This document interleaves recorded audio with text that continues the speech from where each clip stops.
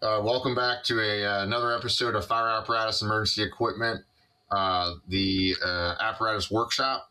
My name is Nick Wilbur, joined as always with me is Slauch, and we have a new special guest today, Matt Cardozo from the PGFD, and I'll let him kind of give himself a little intro and talk about himself before we dive too deep into this, but we're going to talk about engine company considerations when speccing an engine type device, whether it's a ladder truck with a pump on it, or an engine with a pump, or a rescue engine, or engine rescue, going from the tip of the nozzle back to the pump, and all the considerations that we want to have with that type of stuff. So you're going to hear from me a little bit today, but since we're talking about engines, I might be trying to control my emotions, and we'll probably talk about ladder trucks a little bit so I can feel better about myself. But Matt, take it away with the intro, and then we'll dive in.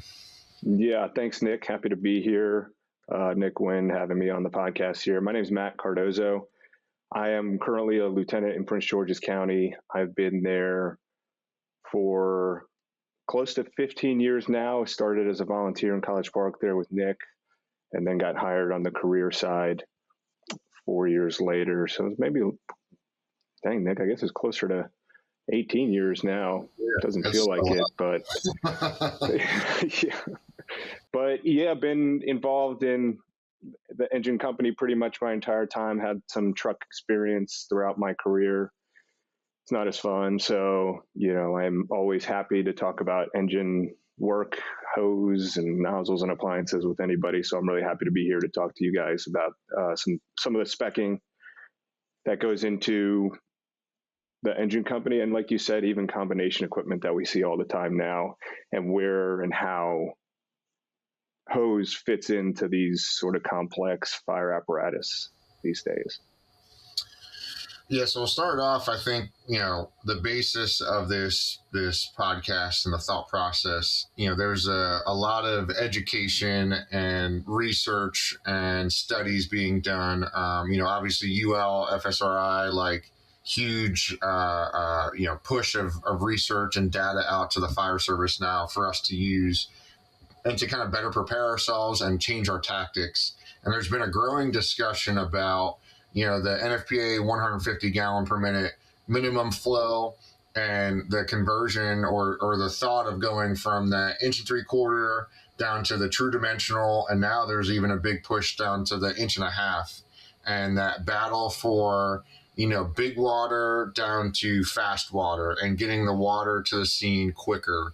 And so I'd like to kind of hear what a department could do to kind of explore those different options, and what your thoughts are on some of those things that we're hearing about now. Matt. Yeah, it's a big conversation that's being had, and it's nice that we're having it, and there's some real thought and devotion into this really simple idea of what is the ideal volumes that we need on the fireground. And like you said, we have a better understanding now of how big our hose is. We know that our 1 3/4 or 2.5, it's actually not that, and there's a better understanding of that. And to be honest, I think if you have a jurisdiction, or if you have people that feel overwhelmed by this type of problem, like, oh my goodness, look at all these different types of hose, the volumes, the nozzle reactions, how they feel, how they flow, how we're able to integrate it into our apparatus, it feels overwhelming. And I think that's actually a good place to start. It shouldn't be where you're designing apparatus and, oh, the hose nozzle, that's easy. We've always used the fog nozzle. We've always had this hose, and we're just going to go ahead and use that. That's an oversimplification of what is now a very vast universe. So obviously, personal preference comes into mind. A lot of people, just regionally where you're at and how you've operated, it plays a really big part, whether we'd like to agree on that or not. a bedroom that's on fire on the East Coast requires the same amount of water to be put out as a bedroom that's on fire on the West Coast, right? I mean, it's just science. There's actually no fire here is fire there, but we know that it is not even the language is the same as you talk to somebody from the LAFD or the FDNY. It's like you're in two different jobs. So where you're at plays a big role. I think personally, I grew up. I'm from just outside New York City, and then I came down here. I'm in the Mid-Atlantic region. So how I see things is sort of based here in this region here, and I think 150 gallons per minute, like you said, that should be our minimum. It's the fire service today is really interesting to me because on one hand, everything's moving towards big water, right? Our hose is getting bigger. You talk to people and while a 15, 16th tip is sort of becoming the standard, 185 gallons per minute. That's a lot of beef, when we're talking about a 3-person engine company. It is. And on one hand, we have this movement towards bigger water, but then there's other classes where, I don't know if you've seen them, it's like a can confidence class where they show you how much a 2.5 gallon water can put out. And it's sort of kind of crossing ideas here. So, which one is it? Do we need more water faster, or do we place more of an emphasis on the ability to get that nozzle at the seat of the fire, which requires a little bit lighter?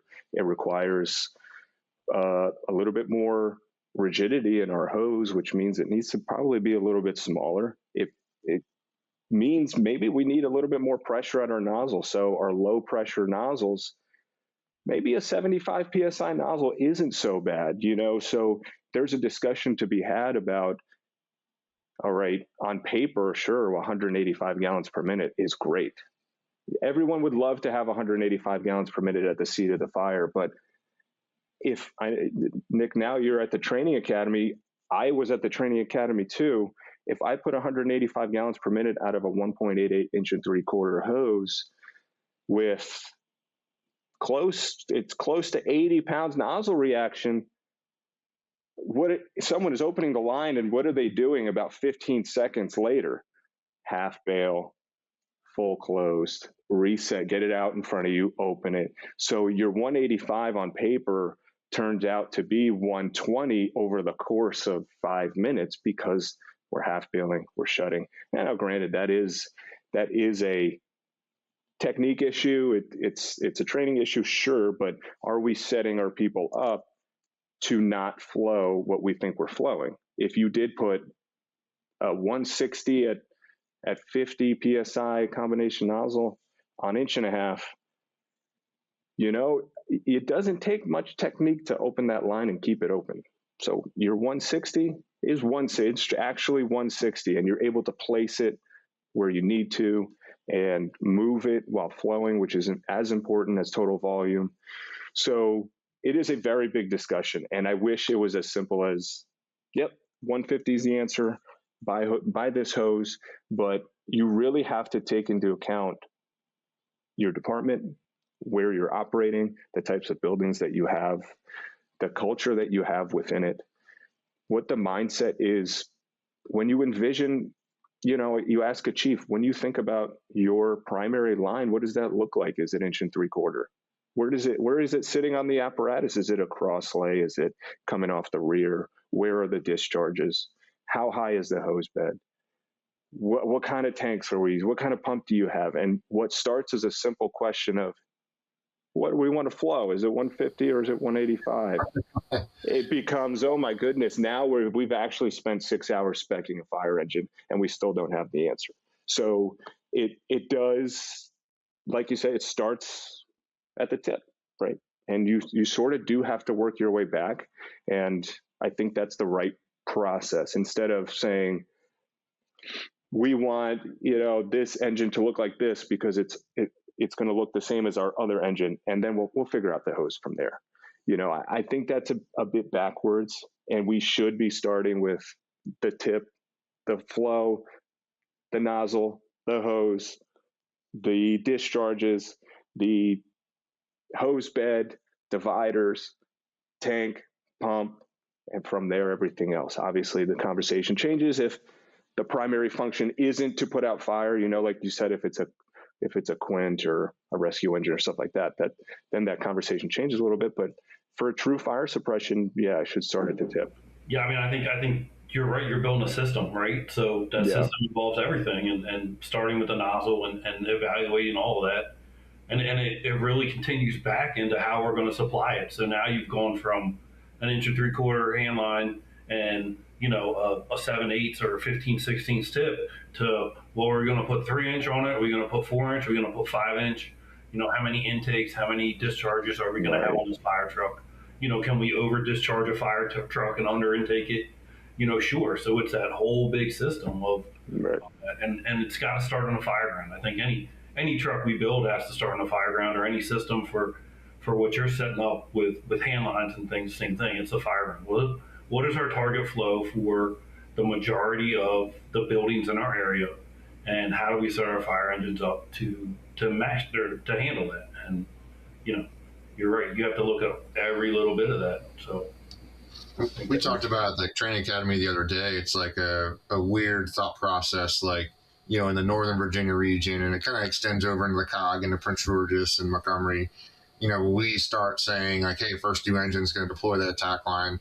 The caveat is that second due engine is going to either get a backup line in place or assist that first due putting a line in place. And it's kind of funny, like, do you rather, when you start doing the math, do you put an 1 3/4 in place where the first due engine can put that in by themselves, the second due bring another 1 3/4 in place, and the GPM equals each other? Or do you start stretching the 2.5 and wait for that second engine company to help? And it's like, well, the GPM's the same.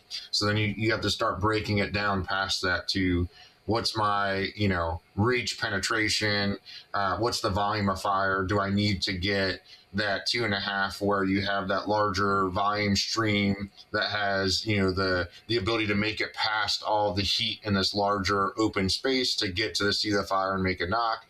Is it, in a high-rise area, is it a commercial where it's divided up and there's little cubicles or something where we need to get access and move around? Well, then I might want to pull 2 3/4 so I can have their maneuverability.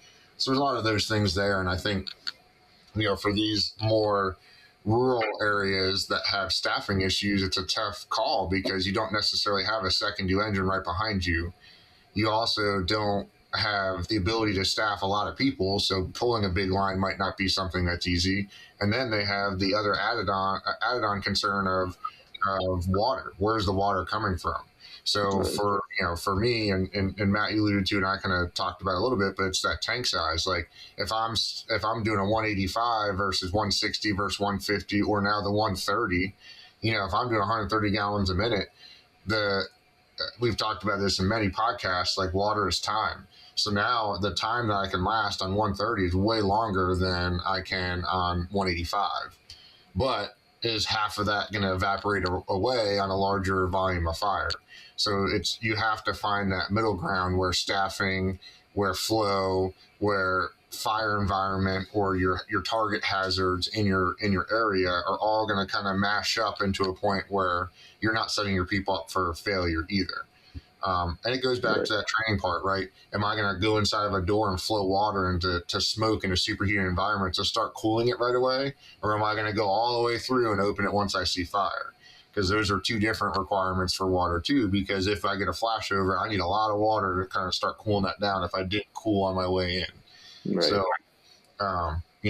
it's that whole entire package there. And I think once we get from the nozzle and we start working our way back, then you can start the rest of the plan almost kind of starts making sense or comes together. And the 3-inch versus 4-inch versus 5-inch is a very awesome discussion, because I think pressure is another one too.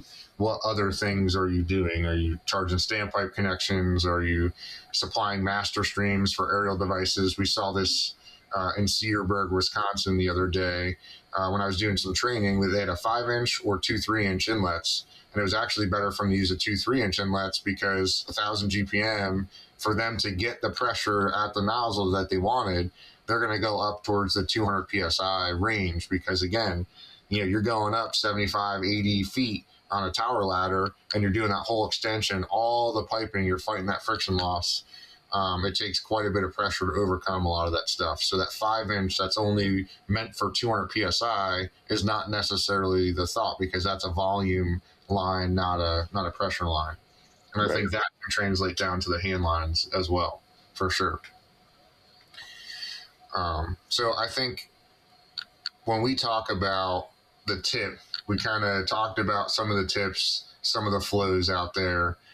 For those listening, I guess let's break it down with the combination nozzle, the fog nozzle, automatic nozzles, smooth bores, maybe some of the common tip sizes out there, and kind of talk about maybe some pros and cons, or what a department can do to start that evaluation. So obviously we talk about the package from the end of the hose, or from the end of the hose bed to the tip of the nozzle, and in between there.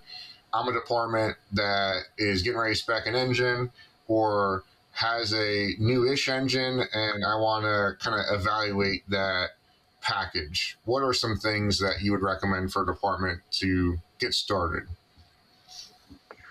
Yeah, I think the first is having a good understanding of, if you're thinking about a smooth bore versus a fog nozzle, it's just an understanding of the different types of fog nozzles, and that they don't act the same way. And if you are looking for the ability to manipulate your stream, is that how you're actually fighting fire inside of a building?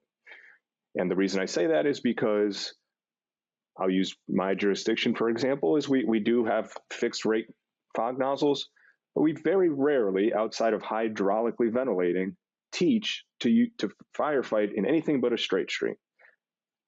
Is it worth it? I don't, there's a conversation to be had. So with the fog nozzle, is it a fixed rate fog nozzle? Is it an automatic adjusting fog nozzle? Is it a selectable adjustable fog nozzle? We could sit here and talk about those. That could be its own thing. If you do have an automatic fog nozzle where that volume, where the stream is maintaining automatically with there's a spring inside of it, and it's adjusting your rate, your volume, based on the incoming pressure. So it can maintain a stream, but your volume is decreasing. So what you think you're flowing is not actually that, because that spring is compressed and it's reducing the size of the orifice of the water that's coming out. And you thought you're flowing 160, you're actually flowing 110 gallons per minute. And that can be dangerous, right? So off the jump, if it says automatic, if it has a range of volume, if you look at your fog nozzle and it says 95 to 200 gallons per minute, I don't think that's ideal. I would rather just, what are we flowing out of this line? There should be a set number. We can play around with some different scenarios, whatever, but when your nozzle firefighter is pulling a line, you should know what you're flowing. So a range in those automatic fog nozzles, I don't think it's ideal. You can select a selectable adjustable fog nozzle where you can select your gallons per minute. Obviously, a nozzle cannot generate water, so it's really manipulate that same spring that's automatic. You can manipulate it so that it opens up your nozzle where the stem is, and you can get more volume. The more moving parts on a nozzle, you guys know, it sits on a crosslay on the tailboard. It gets gummed up in zero visibility. When your nozzle firefighter is, for whatever reason, I need 25 more gallons per minute because that's how it's designed, that's how it's advertised. But you can manipulate your pattern, or you can manipulate your volume. There's a lot of moving parts. And again, when we're in zero visibility, sort of the less is more. And then a fixed rate fog nozzle, which is it's a single stem, or that's, and it's designed 150 at 50, 150 at 75, 160 at 100 PSI. You can get a whole range. You can go on any manufacturer's website for fixed rate fog nozzles. And then on a drop down, the drop down for options is this big. And that, I think that's okay. I think if you have some options with your fog nozzle, like we said, all right, we have some bigger hose, we may want a little bit more nozzle pressure, pressure to the nozzle so that our hose is a little stiffer. We can manipulate some patterns a little bit better. I think that's a good thought process to say, all right, I want 160 at 50 PSI or 160 at 75 PSI. It's that simple to choose a fixed rate fog nozzle that works for you. And then you have your smooth bore. Obviously, 7/8, 15/16 is a discussion, 165 versus 185, and then working your way up. We use an 1 1/16 tip on our 2-inch hose, which is about 235-ish to 240, which is packs a big punch for a 2-inch hose, and it gives us the ability to also over pump in a scenario where we might want closer to 250. Say we pull up to a commercial building and we're not moving this line, we're just sitting there. My driver can pump that 1 1/16 to 60-65 pounds nozzle pressure, and it's hot, but like I said, you're just sitting there. And then if we're transitioning inside, we can drop that nozzle pressure down to 40 psi, and now you're closer to 220 volume GPM, and that's a little bit more manageable that you can work it. So that's how we should be thinking about it. Whatever we choose, obviously our streams, you have a straight stream with the fog and you have a solid stream with your smooth bore. A brand new straight stream is great. I think, if 150 gallons per minute on a straight stream versus 150 gallons per minute on a solid stream of a smooth bore, unless we're talking about temperatures probably over 1,000, degrees, the bigger droplets on a solid stream is not going to impact really any fire suppression above those temperatures. So I don't think you can go wrong by saying we want a straight stream. A straight stream is great. It is perfect for applying suppression and within the volume ranges that we have. I just caution people, if you're going to go to a combination fog nozzle, know what kind that you're using. Are you training your people to manipulate your pattern inside of a room that's on fire? And if you are, that needs to be coordinated, and that needs to be well practiced, well trained on. If not, maybe all you need is a smooth bore. I think if really your thought process is we're going to go in, we're going to try and find the seat of the fire, we might need to cool as we make our way down, and we're going to apply water and with our patterns, and we want a straight or a solid stream, what you're describing is probably a smooth bore. If you say we want some versatility in our line, we can pull it. We hydraulically ventilate in Prince George's County. In the DC area, hydraulic ventilating is huge. In other parts, that's not really something that comes up that often. As I talk to people, a little bit further west, it's not really that important or as big of a consideration. So I think doing the research and saying whatever you choose, it's for a reason, and it's based on those discussions and just having an idea of what those options really are. Yeah, I think for a lot of what you said there, it's the why behind it, and I think that's a lot of what we talk about on the podcast. Like if we come in and do a fleet evaluation or evaluate the fire department or do training, why are you doing it this way? There should be some sort of a response behind it, right? Some education, thought into what you're doing. And then the other thing, I think, with some of those studies and some of the things that to investigate with engine companies and outfitting with the hose and the packages, reach out to the manufacturers and the sales force in your region. And a lot of times they'll come in and do a demo. Mm-hmm. The caution with that is they are all salespeople. They're going to sell the crap out of whatever they have to sell. If you ask for something, they're going to give you probably the most expensive something. And that's not every salesperson, right? But that's their job, right? They're there to sell things for you and sell things to you. And the things with all the options are usually more expensive, but sometimes could be the most luxurious and great, but it might not fit the budget, or it might have parts that break down in the future, or the latest and greatest thing, right? We don't want to be the research and development for anything out there as a smaller department. So you want to kind of take all of that into consideration when you're evaluating some of those hose packages. And, we talk about starting at the tip of the nozzle because that pressure pushes everything back, the pressure and flow, right? The friction loss that you're going to have in a true dimensional 1.75" line, a 1.88 or 1.5" line is going to be dictated by what you're flowing out of the end of that line. So all of that stuff combined together then is your pump discharge pressure, which is then going to affect the size pump, the type of pump, discharges, intakes, things like that. So I know for us in Arlington, we've had a big surge in high rises and taller high rises that forced our pump pressures to go up. And, Wynn, if you want to talk about that, of what we've had to do in Arlington a little bit and how that's kind of affected our operations a little bit too. Yeah, I mean, I think before we get into that, I think just you kind of hit on it. And I think just people need to understand as we talk about these systems that hose is all different. And just because it says 1.75" doesn't mean it's 1.75", right?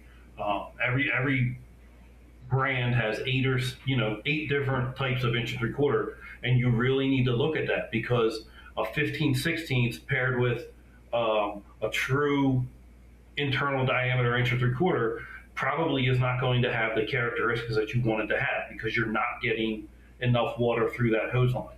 Whereas if you have a 1.88 1.75" and you're trying to flow 160 gallons a minute in there, then your nozzle pressure is probably going to be increased because you're trying to put or the other way around. I'm out of it right now, so I'm don't remember everything that I used to. But you want to make sure that you pair the internal diameter of the hose with the external internal diameter of the nozzle that you're using.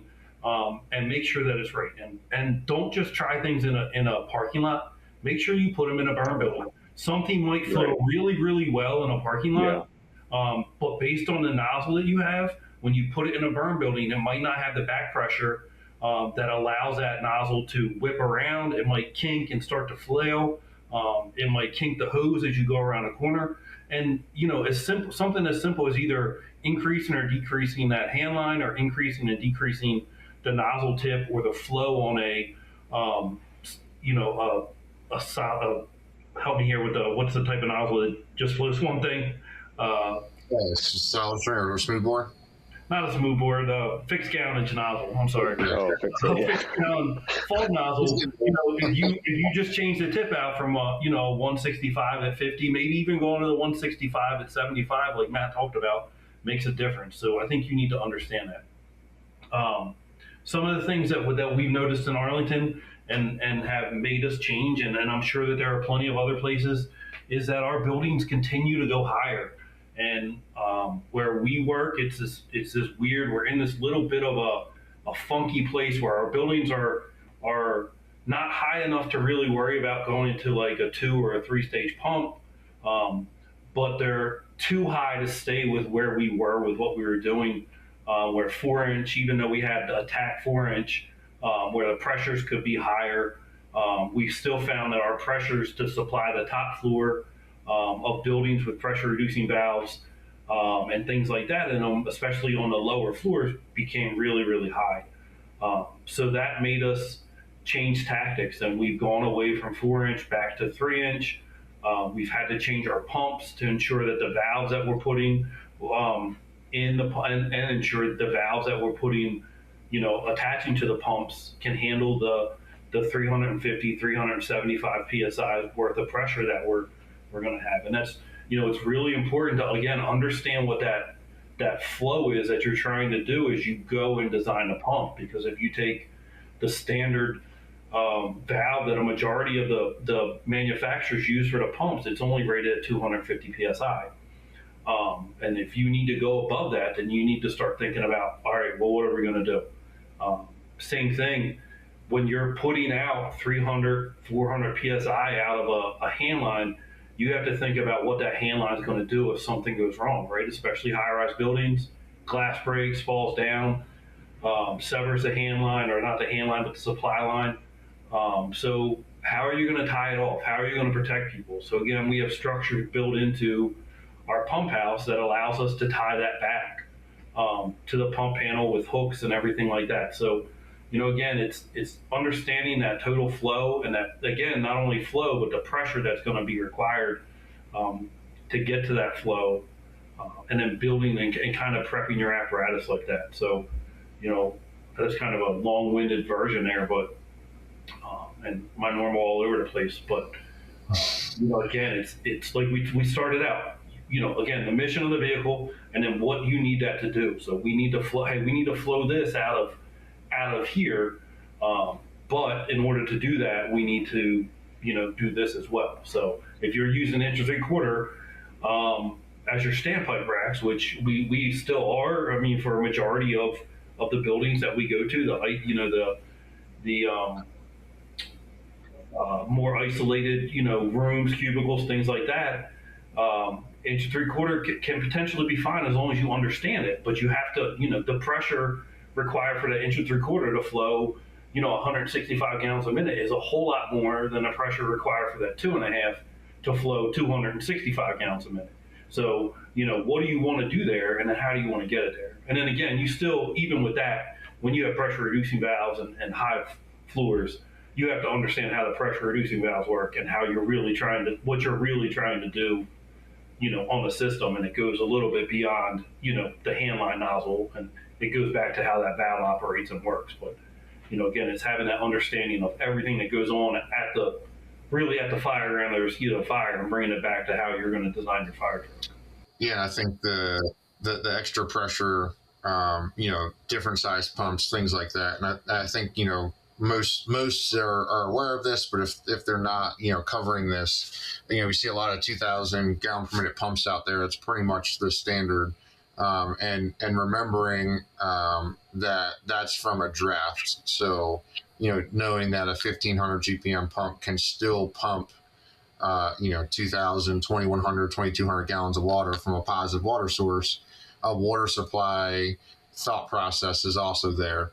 If you see a 2,000 GPM pump with single bed of 4-inch, you're not necessarily pairing up apples to apples, right? So when you start looking at that pump, if you see 5-inch, 2,000 GPM pump, 1,500, maybe 4-inch, like trying to size up what your supply lines are for that operation. And it goes back to, again, the tip. If I'm flowing, our standard is to pull 2 lines off of an engine, and they're at 150 a piece. Again, easy numbers. 300 gallons a minute is my target. That 3 or 4-inch is probably more my target goal of supply line than go into that 5-inch. Well, then now I could probably go to a 1,500 GPM pump instead of 2,000. So again, just as we talk through this, I hope we can connect the dots of this is why all this stuff makes sense. And then now I'm down to 150 instead of 185. Now my water tank can be maybe 750 instead of 1,000, because those little those couple extra gallons a minute that I'm reducing, I can now save off of my tank. And then from there, my tank size, now I've shrinked it down a little bit. Now I can drop that hose load down, or the hose bed, to get my hose load lower, easier to pull, so I'm not stepping up on the back step. Or I can shrink the dimensions of my vehicle down and make it a more tighter, maneuverable fire truck.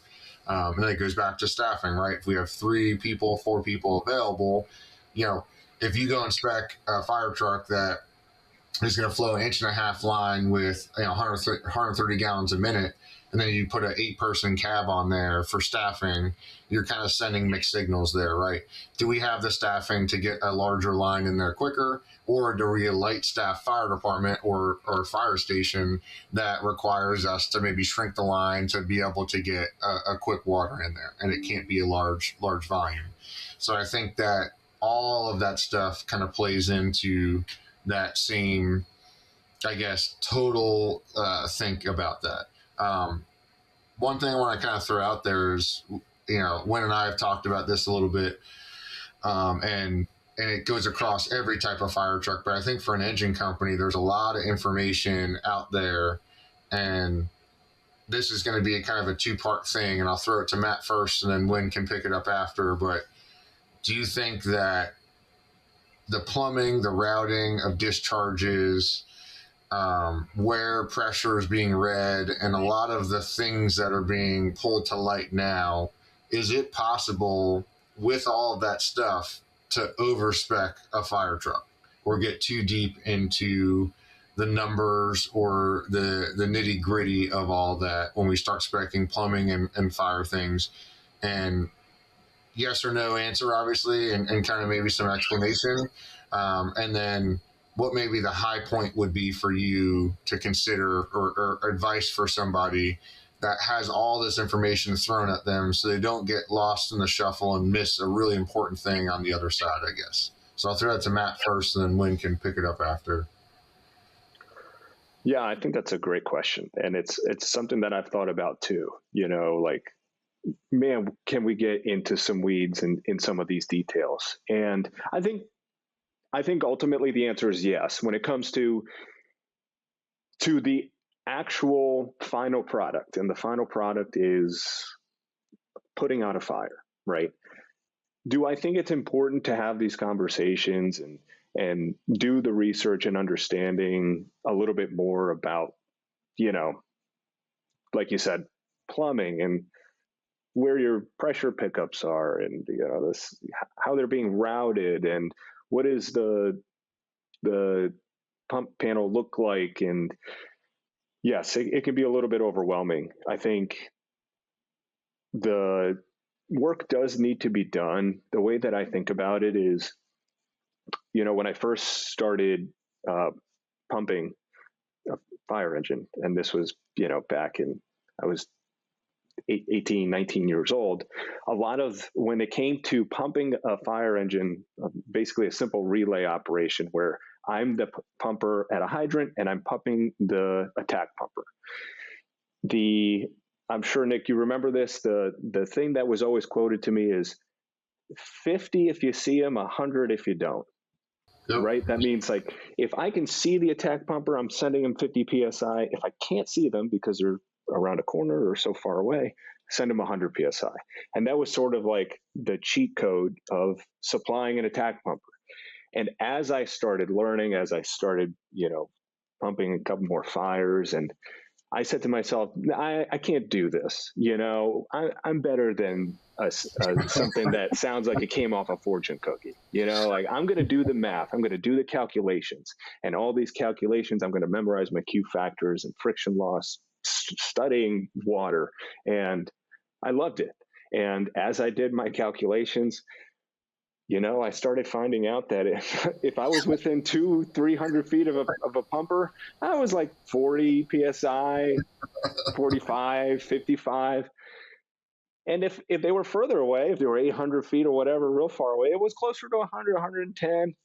And dang it, if 50 if you can't, 50 if you can't, 100 or 50 if you can see them, 100 if you can't, it's right. It's correct. And all the work that I did, all the math, it was just like not necessary. But I have a better understanding of it now, And so, like, that's how I see it. It's like, man, I think all of this at the end of the day, if you have the right people and you have the right mindset, and you can make just about anything work. Is it still important to get into the weeds sometimes? I think so. I think it helps with problem solving. I think it helps with teaching, other younger, the generations coming up. Yes, I think that when you're in a spec and you're part of a team specking, yeah, you kind of do need to know that if this discharge is going to be for LDH, your plumbing probably shouldn't be 2.5 inches. It's that simple, and that makes sense. If you can place where your pressure pickups are, you want to do it where maybe it's not such a turbulent place where the water's moving right before an elbow or something like that. That makes sense. That's simple. So I think ultimately, to me, the answer is yes. Like, we can do a little bit too much. And at the end of the day, you and I, we've all seen it where you walk into a firehouse and you're like, I don't know what that monstrosity is, but they love it. You know what I mean? This fire department loves it, and I think about the first engine that, 123, the Spartan Darley.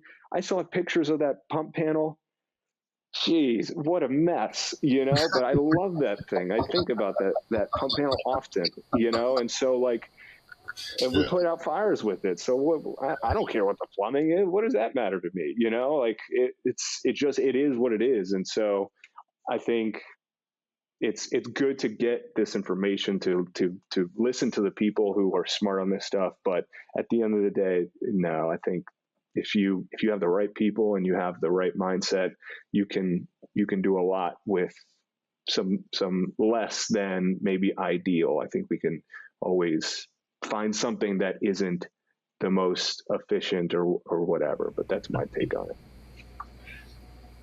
it. When? I mean, I think the simple answer is yes, you can overspec a fire truck. But, you talk about right people, and we all know what that looks like. And I think that, at the end of the day, we design and we build stuff and we plan things for the lowest common denominator, which is not the right people. Because we know that everybody has them. And that's okay. Just understanding you have them. But again, the simple answer is yes, you can overspec a fire truck. But if we're going to go into the same thing that, hey, if I'm going to put a 15/16 nozzle and it's going to get pumped hot and I'm going to have to gate it back, well, then as we build that back, if I don't think about those things as we go through, right? If I have all my hand lines come off the rear and I have 2 3/4 on the left side of a 100 or two 200 foots, and then maybe a 300 or 400 foot over here, I at least want to think, all right, I'm going to tell my manufacturer that this is a target flow coming out of these two nozzles, so that at least these two pipes, when they're building them or we're designing them out, we can get them close, right? Do they need to be, within 1 PSI of each other, or the flow needs to be 1 gallon per minute, total volume of each other? No, probably not. But I don't want the one that I'm going to pull to flow, 160 gallons a minute, and then the one right next to it that has the same nozzle, same set of hand lines, is going to end up flowing 130 gallons because it has 4 extra bends in it to get it over there. So I do want to think a little bit about that, right? So as we go, it's a good idea to have and say, hey, these two need to be within 5 psi of each other. I can adjust that from there because when I go back and I flow test my engine and each individual line off that engine, I can say, all right, well, to get 165 here, I need 130 psi. To get 165 out of the line right next to it, I need 140 psi. So then we can go in there and play, and I can say, all right, we're going to pump this at 138, and then we, again, does it matter? Or can I say we're going to pump we're going to go the high, and they're both going to be 140 psi, right? That's probably the way to go. So the one hand line is going to get a little bit over pumped, but I'm going to get the 165, my minimum flow out of it. Whereas if I don't know that, or if it's 20 or 30 psi off, or total GPM off, then we have an issue, right? I have one line that can hold a fire or put it out, and I have another line that I pulled that one today, and it's not going to be able to do what I thought it was going to be able to do. So, I think you do have to get into that. As you go back, right, do I need gauges that are 5 psi increments or 10 psi increments? I don't know. Maybe when you compare the price, if you have all the money in the world, sure, build the best fire truck you can, right? But if you're trying to cost save there, if I'm, somewhere in the 85 range, or the 82 range, is it really that big a deal at that point? Probably not, because again, I got my numbers, where I wanted to as I tested them. But now if I can, with that same gauge, if I go with a 10 psi increments, but I decided I want to put a 0 to 400 psi range on there, well then, that's better than going to a 0 to 600 psi range, right? So again, we can compromise and try to dial that in a little bit. But again, can you overspec? Sure. Do you really need it? Like you talked about, do your discharge gauges need to read, a foot away from the end of the end of the discharge? Sure, that's the best reading we're ever going to get, right? But if they come off the standard location where most discharge gauges come off of, or actually the bleeder valve at the very bottom of the fire truck, and they all come off there, is that really a big difference? I mean, you're talking 10, 15 feet of pipe, maybe 2, 3, depends on the bends, a couple PSI off. But again, is that really important? And maybe it is to you, maybe it's not. Again, um, if it's pump it till it's hard, if that's your mantra, then you probably don't care. I'm not gonna spend the extra money for 0 to 400 psi gauges. I'm not gonna go with 5 psi increments so I can get it dialed right in there. I'm not gonna do all that because money becomes an issue, or it's pump it till it's hard. Um, I think I think you got to be careful there. But ideally, yeah, you want to do all that. But I think it's more important to say, hey, these two hand lines are going to do this.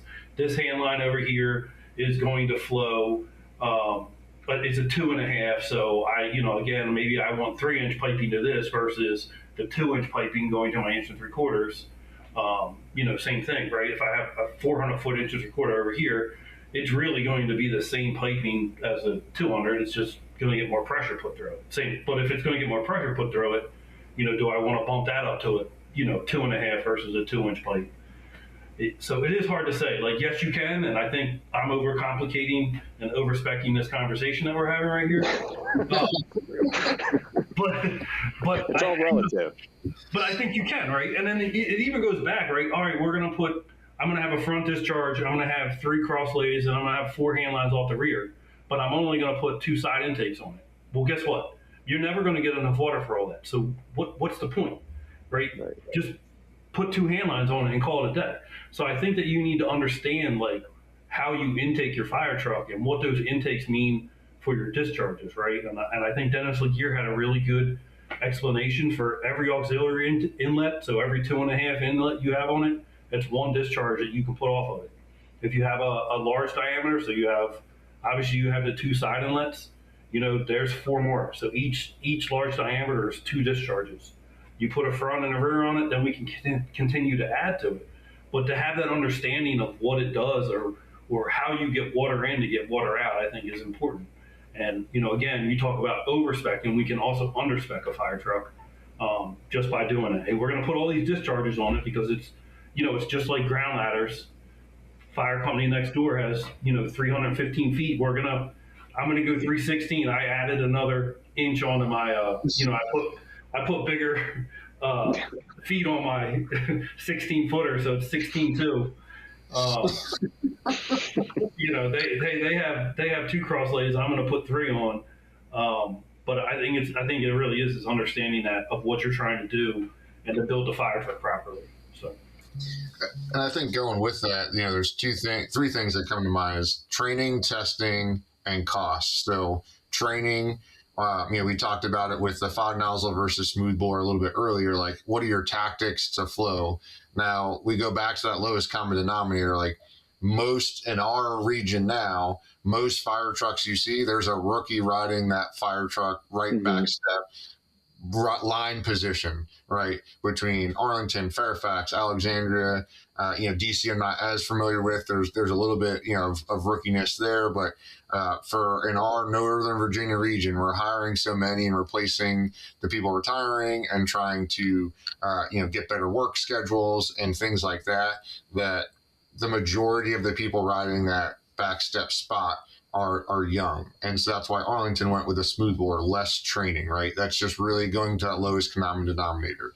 There's some other flexibilities and there's some things you can do with education, which is great, but that's the lowest. So training is a huge portion of what you can do with pump, plumbing, the hose line, and the whole package thing, right? You can't go out there with a 2.5 and expect them to flow and move it if you're not training them on the proper pressures and how to actually move that line. Then the other thing is testing. Getting a fire pump that's 2,000 GPMs and not putting enough intakes or discharges to then test it to that capacity, right? We've seen some of those things where you buy this huge pump and then the discharges really doesn't equal that pump capacity. And that's, again, that's at draft. That's not at a static pressure. We go to places that have hydrant systems that still have this huge pump. And again, it's kind of a sense comparison of dollars, but it is still more money that it costs. And it's just going back to the thought process, but why do you have that? Oh, that's just what it came with. So they're trying to get those things. And then it comes down to cost. We've seen departments spec fire trucks that don't have airbags, don't have reinforced bumpers, the underside's not painted for corrosion protection, but they have flow meters at every discharge. So I think, to me, that's where the overspecking comes in. We put our thought process into this YouTube video we saw, or what the cool people are talking about out there, and we're not looking at the larger picture. And there's a lot of departments that we talk with, that we help spec or we have conversations with, that spend a lot of money, like independent front suspensions, flow meters, automatic gauges, like all of these things are great, but then you start adding them all up and you're 80, 90, 100, almost $200,000 in some aspects of these things. And then they look at you and say, well, we couldn't afford XYZ. Well, yes, you could. You put it in the wrong spot. So I think we complicate some things and we oversimplify other things. And if you want to go spec a fire truck tomorrow, it's the easiest thing in the world. You go to a salesperson and you have a checkbook with an unlimited account, you can buy whatever fire truck you want. And there's a chance that it'll work, chance that it won't work, right? And it's fine. But it comes down to being good at speccing a fire truck is getting into the right information in the right direction at the right time. And I think for the engine companies, that's very important, getting into the gauges and where it's getting read from, things like that is great, but you could overcome some of that by buying one flow meter and a pitot gauge and going out there and testing your stuff, right? Right. And you just put your hose package on your rig and test the flows to make sure your pressures and your PDPs that you're teaching people, your pump discharge pressures, are what you're looking for in your box of target flow. You can overcome a lot of the other money you might spend speccing that fire truck by just doing those simple things. And then testing it every year when you do a pump test, making sure your gauges are right and the plumbing's right and stuff like that. So I think for me, the answer is definitely yes as well. Yeah, I think, like you said, you do that. You buy a flow meter, you buy it with the region, whatever, and a pitot gauge and a roll of, 1/4-inch pinstriping. If 165 gallons a minute equals 125 psi on that gauge, then you put it there. If the line is there when it's flowing, guess what? The flow meter says that you're flowing that much, right. change, right? It's the same. Everything is the same from that point on. So, do I need a $1,000 flow meter, or do I need a $2 roll of tape that I can just stick on there, right?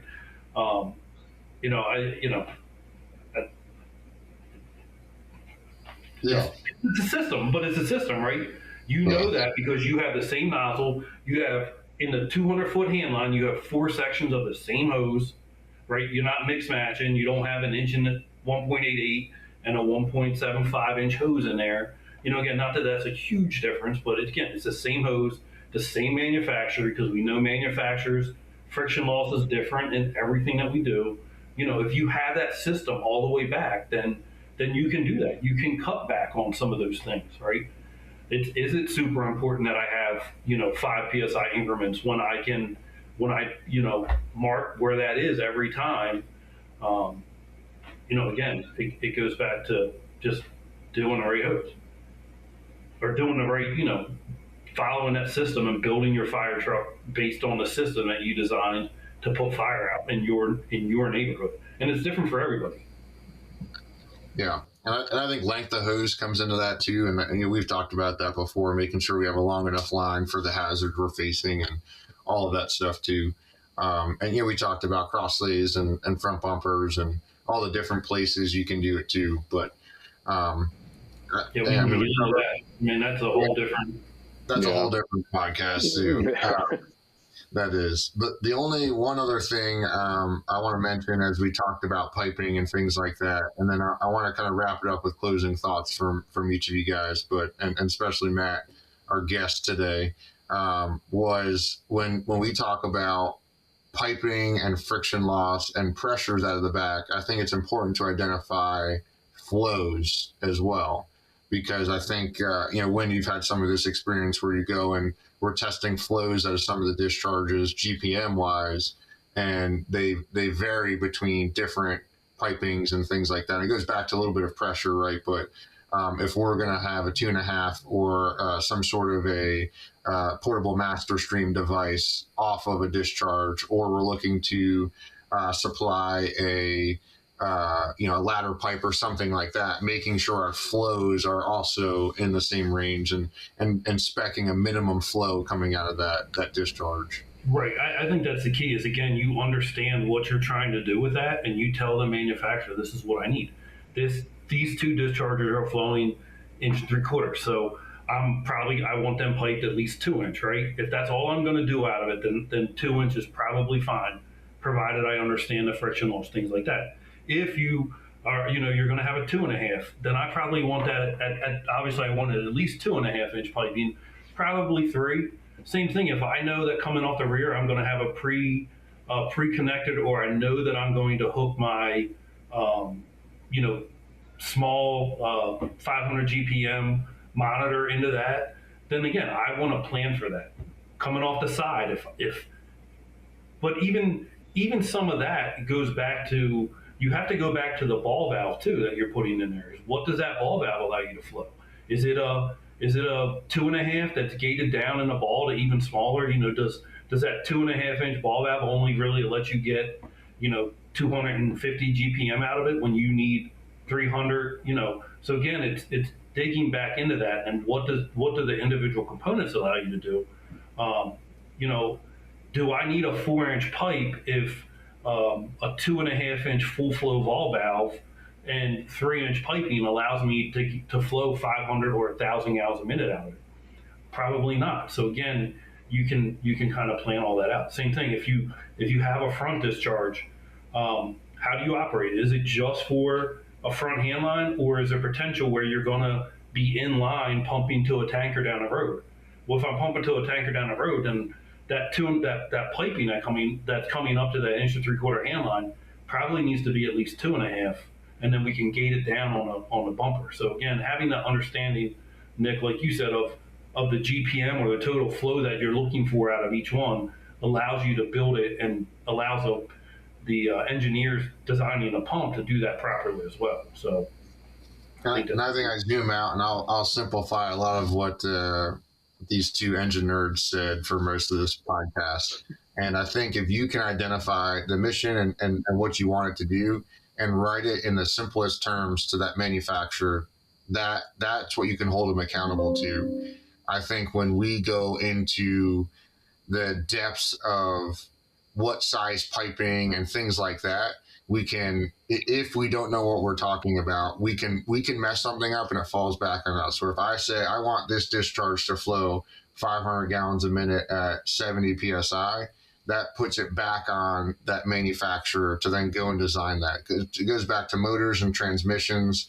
I don't care about horsepower. I don't care about torque, gearing ratios. I want to climb this hill at 35 miles an hour and not fall off of that. Whatever that takes, you're the engineer, go engineer that and make that work for me. And then that's that performance standard that you can hold them to. And now the ball's in their court to engineer. And I think that's where we lose it on fire trucks sometimes, is we tell them some of these details like we're an engineer. And if we mess something up, it goes back on us. Where if we give them that detail, I want this end result, they have to go back and do the math. So I think, there's a lot of things to consider. You need to educate yourself on all of the stuff that's out there and make sure that you identify what you need for your department and ask for those things in those simple terms, because again, if you have the education, the background, we talked to the deputy chief from Syracuse who has some of the electrical engineering background. He could probably walk circles on some of those guys and tell them exactly how to do something. Then that is absolutely what you should be doing. But if you don't fret about getting confused with the different size pipings and stuff. Just go simplistic and tell them what you want. Matt, I'll kick it to you. To speak on what Win was saying, and ultimately at the end of the day, and this kind of plays into us talking about overspeccing. And I know plumbing size is not the sexiest fire department topic in the world, but what it does is it empowers the people on the engine company. As an engine operator, if on a fireground, and I'm not talking about a a single room on fire that's, bread and butter, whatever. I'm talking about a fireground that's evolving, that's growing, where you, as an engine operator, people are running up to you and saying, hey, I need to put this monitor in service. Hey, can you supply this person? Hey, what line can I pull? If you have an understanding of your engine and where your plumbing, hey, I'm going to I can disconnect this 2-inch line. I'm going to connect a 3-inch line to this ram, to this blitz gun, whatever, because I know the piping is sufficient. We've pumped that before. I remember that, and I'm not going to connect it to this cross lay because I remember we piped that specifically for this, and it's not going to be sufficient. So it's more than just writing and making sure your I's are dotted and your T's are crossed. It's about the end product on a fireground where you're going to be stressed out, and what you're asking for this engine company and this pumper is going to be matched with what you know about it and how your engine operators have the basically empowered the ability to solve these problems. And so to me, that's why this stuff is so important. You know what I mean? It's because at the end of the day, I remember being on a fireground where, dang, if I didn't read that article, if I didn't actually do that deep dive, I feel like I would start spiraling here. But so, it's like, it's so important. And that's what the message that I like to preach to. Sometimes you start talking to guys and they're like, this conversation I don't care about. You know what I mean? Like this, I'm not a nerd. And I agree, I'd never classify myself as that, but it's like, no, this actually matters when it really matters. And right. So, the getting these details down when you have the opportunity to do so. Hey, let's really figure out where our larger volumes, what discharges are coming from. Are we getting the water in? Do we have the sufficient intakes? Do we need an auxiliary intake? That kind of stuff. Is our pump size matching that? So it really comes down to the end product and making sure, like you said, it's the system. And if we just develop this system and we can teach it to our operators, everybody wins. Everybody wins. Yeah, and I think, again, I think you said the right thing there. I think you're right. You want to empower the people to, and again, like, I think empower, but at the same time, you're dealing, at some point, your A team's not going to be there. So right, that's true. We talked about, and Nick says, let's tell them that we need this flow out of it, and not tell them the pipe size. I think that's great. A great message too. Don't get yourself in the weeds. Give them, a measurable outcome that you can do. You can look at the final inspection and say, all right, we're going to go do this, and then if it doesn't flow this at this, then it doesn't meet our spec. Right. If you get into like where we're talking, all right, well, we're going to do this is 2-inch, and this is 2-inch, and this is 3-inch. Well, then when you go back to the lowest common denominator, that person might not. I'm just going to hook this is a 2.5-inch discharge. Right. It's all the same. So, again, it gets back into that. Can you overspec? Sure. Can you underspec? Sure. Yeah. Have an understanding of how you want to build your system. And again, that system is not only hose and nozzles and pumps, it's people too. And whether you're building a fire truck to empower them, or you're building a fire truck to make it better for the lowest common denominator, you have to match all that together and build, the proper fire truck to fit that mold is really what it's down to. Yeah, absolutely. No, I think there's a lot of information we covered. I think there's a lot to think about, and again, making sure we find that middle ground, like you guys have hit the nail on the head, and just making sure we do enough research to make sure we're educated, making educated decisions, but don't dive too deep into that pool where we start trying to engineer things and outperform an engineer whose job it is to do that. But we don't want to be uneducated enough where we don't challenge them to make sure we're getting the fire truck we need for our response area. So if you guys don't have anything else, close out, and appreciate all the listeners for listening in. As always, check us out. We have other podcasts out in the Apparatus Workshop at Fire Apparatus Emergency Equipment. You can check it out in the podcast section, and we have our own section out there, the Apparatus Workshop, and all of our previous podcasts. And then if you have any suggestions, feedback, questions for our guest Matt, or anything for us, or suggestions for future podcasts, you can reach me at Nick, Nick, Wilbur, Wilbur, at evr.solutions. Thanks again for listening in, and be safe out there. Thank you. Thanks, Matt. Thank you.